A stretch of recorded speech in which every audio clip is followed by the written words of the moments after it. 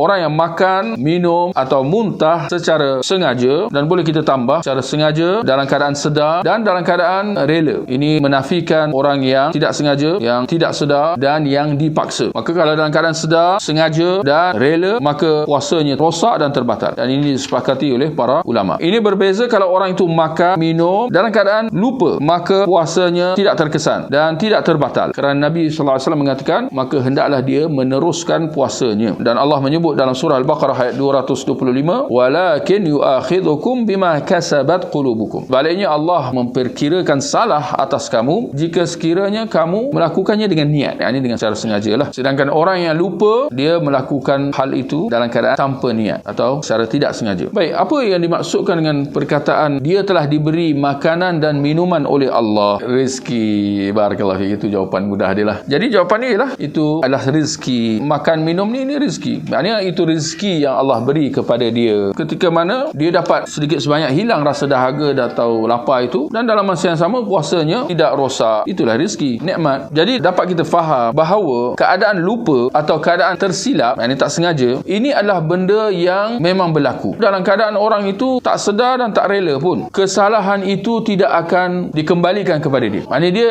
tidak diperkirakan bersalah kerana dia tak sengaja atau dalam keadaan dia lupa. Ketika itu dia tidak akan dikira bersalah. Apa maksud dia tidak akan dikira bersalah? Kalau dalam undang-undang manusia, maknanya dia tak kena hukuman lah. Tapi kalau dalam undang-undang syarak, bila dikatakan dia tak bersalah, artinya dia tak dapat dosa. Dan bila kita kata bahawa barang siapa yang makan minum dalam keadaan lupa atau tak sengaja, puasanya sah, maknanya dia tidak perlu qada, bahkan dia tidak perlu membayar sebarang kafarah. Sedangkan kafarah itu dikenakan, dijatuhkan bertujuan untuk menghapuskan kesalahan yang telah berlaku atau dosa yang telah dilakukan. Sedangkan ini bukan perbuatan salah pun, bukan perbuatan dosa pun. Justru tidak ada kafarah atas orang yang makan minum secara tak sengaja. Dalam hadis disebutkan barang siapa yang termuntah. Maklumlah, ter tu maknanya tak sengaja, terlupa. Secara amnya memang lupa adalah suatu yang tidak disengajakan. Dan Nabi SAW mengatakan dalam hadis, ufiya li ummati anil khata'i wan nisyan wa mastukrihu alaih. Dimaafkan ke atas umatku apa yang dilakukan secara tak sengaja, lupa, dan apa yang dipaksakan ke atas mereka. Dimaafkan. Ini hadis riwayat Ibnu Majah dan disahihkan oleh Syekh Al-Albani rahimahullah. Ini 3 keuzuran: tak sengaja, lupa, dan dipaksa. Bagaimana kalau seorang tu dipaksa di siang Ramadan untuk makan? Makan sekarang kau tidak, aku tembak kau. Batal tak batal? Puasanya sah, tidak batal dan tidak perlu qada. Kerana hadis yang telah kita baca tadi. Berbeza kalau orang itu sengaja muntah, maka itu dia sudah keluar daripada kaedah yang telah kita sebutkan tadi kerana dia sengaja. Ada juga dibahaskan oleh para ulama mengenai keadaan orang yang berjima di siang Ramadan dalam keadaan lupa. Tuan-tuan nak kata boleh ke orang tu lupa? Itu bukan perkiraan. Kalau kita rasa benda tu mustahil bagi kita. Tapi menariknya perkara ini dibahaskan oleh para ulama. Kalau orang tu terlupa dan berjima di siang Ramadan, masyhur dalam pendapat Imam Ahmad dan yang lain, yakni jumhur berpandangan bahawa puasa orang itu terbatal dan dia perlu qada, bahkan dia perlu membayar kafarah yang berat tadi tu. Ini kerana mereka tidak dapat,